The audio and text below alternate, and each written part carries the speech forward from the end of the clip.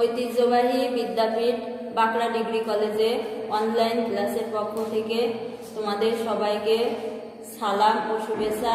আসসালামু আলাইকুম।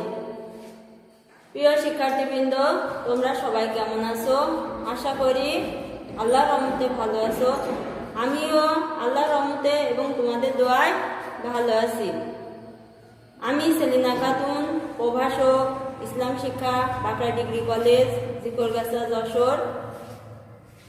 আমি আজকে তোমাদের ইসলাম শিক্ষা বিষয়ে প্রথম পত্রের দ্বিতীয় অধ্যায়ের জিকের সম্পর্কে আলোচনা করব।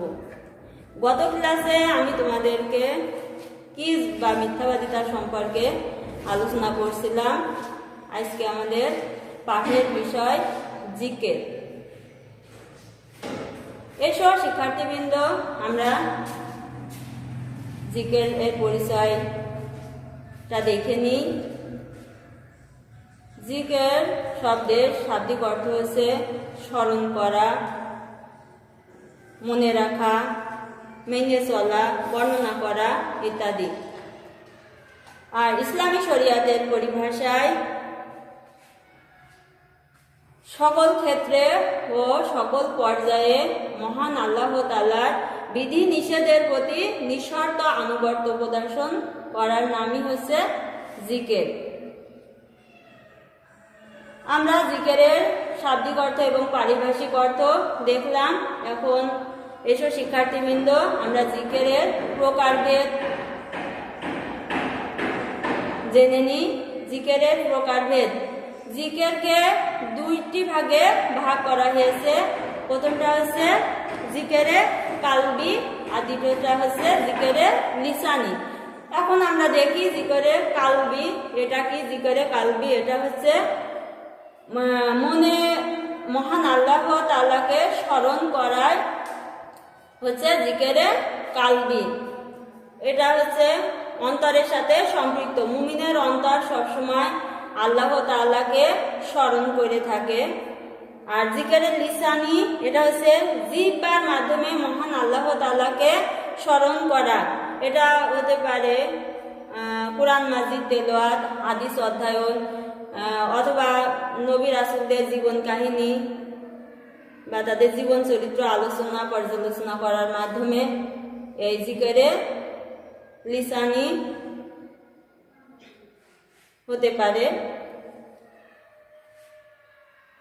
আমরা জিকেরের শাব্দিক অর্থ, পারিভাষিক অর্থ এবং জিকেরের প্রকারভেদ এগুলো দেখলাম। এখন এসব শিক্ষার্থীবৃন্দ, আমরা জিকেরের গুরুত্ব এবং তাৎপর্য দেখে নিই। প্রিয় শিক্ষার্থীবৃন্দ, এসো আমরা জিকেরের গুরুত্ব এবং তাৎপর্য জেনে নিই। আমরা বোর্ডের দিকে লক্ষ্য করি। 1 নম্বর পয়েন্টটা আল্লাহর নির্দেশ পালন। মহান আল্লাহ রাব্বুল আলামিন জিকেরের গুরুত্ব ও তাৎপর্য এত বেশি ভাবে বর্ণনা করেছেন যে মুমিনদেরকে এই জিকের করার জন্য নির্দেশ প্রদান করেছেন। মহান আল্লাহ রাব্বুল আলামিন সূরা আল আহজাবের 41 এবং 42 নম্বর আয়াতে বলেন, তো মুমিনগণ, তোমরা বেশি বেশি আল্লাহ তাআলার জিকির করো এবং সকাল সন্ধ্যায় তার পবিত্রতা ঘোষণা করো।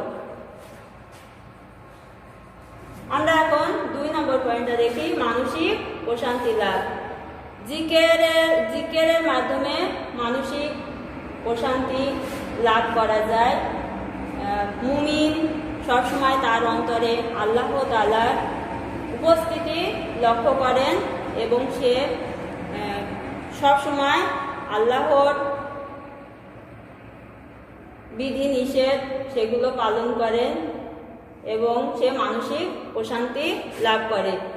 3 নম্বর পয়েন্ট আমরা দেখি, আল্লাহর সাথে যোগাযোগ স্থাপন। আল্লাহ এবং বান্দার মধ্যে যোগাযোগ স্থাপন করার হাতিয়ার হচ্ছে জিকির। জিকিরের মাধ্যমে আল্লাহ এবং বান্দার মধ্যে যোগাযোগ স্থাপন করা সম্ভব হয়।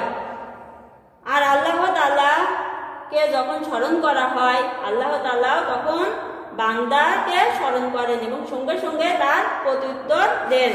মহান আল্লাহ তাআলা সূরা আল বাকারার 152 নম্বর আয়াতে বলেন, বিসমিল্লাহির রহমানির রহিম, ফাযকুরুনি আযকুরুকুম ওয়াশকুরুলি ওয়ালা তাকফুরুন।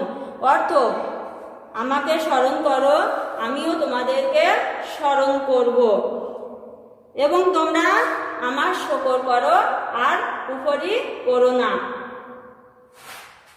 4 নম্বর পয়েন্টটা দেখি, শয়তানের কুমন্ত্রণা থেকে আত্মরক্ষা।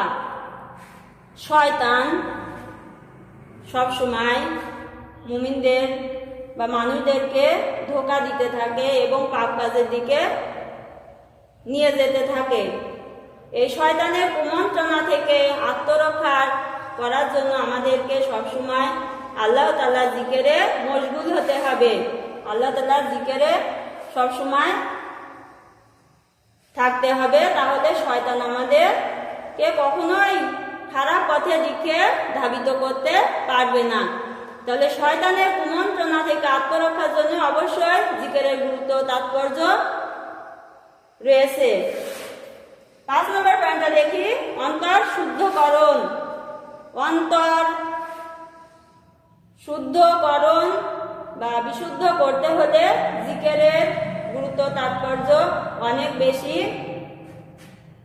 মানুষ পাপ কাজ করার কারণে যখন একটি পাপ কাজ করে তখন অন্তরে একটি কালো দাগ লেখা হয় বা কালো দাগ দিয়ে দেওয়া হয়। আর এই জিকিরের মাধ্যমে অন্তর শুদ্ধকরণ হয়। জিকির করলে এই দাগ বা কালিমা যেটা লেপন করা হয় সেটা উঠে যায়। আল্লাহ তাআলা জিকিরের মাধ্যমে অন্তর পবিত্র হয়, অন্তর শুদ্ধ হয়। 6 নম্বর পয়েন্টটা দেখি আমরা, শ্রেষ্ঠতম ইবাদত। এই জিকিরকে শ্রেষ্ঠতম ইবাদত হিসাবে গণ্য করা হয়েছে। এ প্রসঙ্গে মহানবী সাল্লাল্লাহু আলাইহি ওয়াসাল্লাম সাহাবীদের একটি মজলিসে রাসূল সাল্লাল্লাহু আলাইহি ওয়াসাল্লাম বলেন, আমি কি তোমাদেরকে এমন একটি গুরুত্বপূর্ণ ইবাদতের কথা বলবো যে ইবাদতটা সকল ইবাদত থেকে শ্রেষ্ঠতম। তখন রাসূল সাল্লাল্লাহু আলাইহি ওয়াসাল্লাম বললেন, সেটি হচ্ছে আল্লাহর জিকির।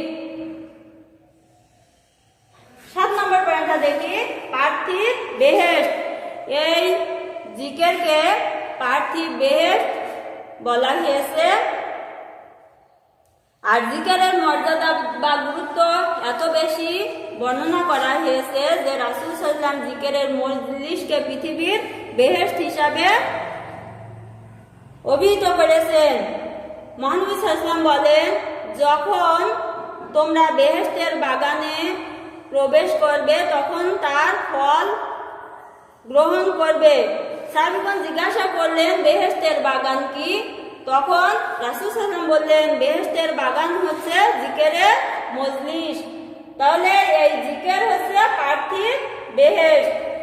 8 নম্বর পয়েন্ট আমরা দেখি, ক্ষমা লাভ। জিকিরের মাধ্যমে মহান আল্লাহ তাআলা বান্দার সকল পাপ গুনাহ ক্ষমা করে দেন। বান্দা যতই পাপ কাজ করুক না কেন, আল্লাহর কাছে নত হলে, আল্লাহর ধ্যানে মগ্ন হলে আল্লাহ তাআলা বান্দার পূর্বের সকল গুনাহ ক্ষমা করে দেবেন। প্রিয় শিক্ষার্থীবৃন্দ, আমরা এতক্ষণ জিকিরের শাব্দিক অর্থ, পারিভাষিক অর্থ, জিকিরের প্রকারভেদ এবং জিকিরের গুরুত্ব তাৎপর্য সম্পর্কে আলোচনা করলাম। আল্লাহ তাআলা আমাদেরকে তার পথে চলার তৌফিক দান করুন এবং আমরা যেন তার ধ্যানে মশগুল থাকতে পারি,